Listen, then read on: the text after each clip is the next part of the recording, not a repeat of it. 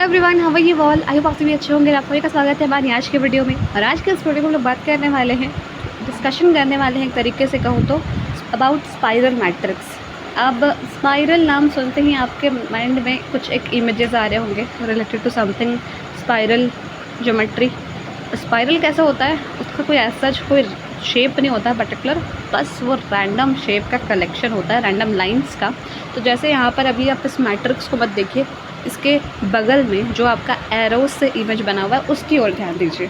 तो वो क्या है कि पहले आपका एक एरो किस तरफ गया है, that is on the right side, फिर एक एरो आपका बॉटम, फिर एक बॉटम में ही राइट लेफ़्ट साइड में, फिर एक आपका ऊपर गया है टॉप साइड में, और ऐसे ही सेम स्ट्रक्चर आपका अंदर भी फॉलो हुआ है। तो इसी को बोलते हैं हम लोग स्पाइरल।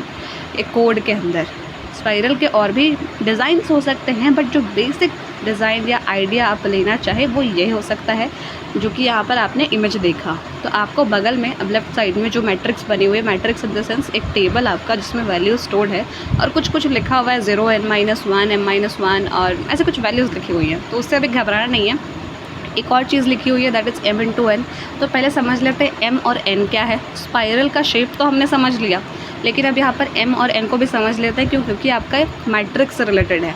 तो m आपका होता है नंबर ऑफ़ रोज़, n होता है number of columns in a particular matrix. Matrix यानी कि आपका टेबल। अगर आपने 11th-12th मैथ्स लिए होगी तो 12th में पक्का ये चैप्टर होगा मैट्रिक्स का। वहाँ पर ऐसे ही कोई भी एक टेबल बनाने के बाद लिखते हैं m/n फॉर्म में उसका सिंपल सा डेटा।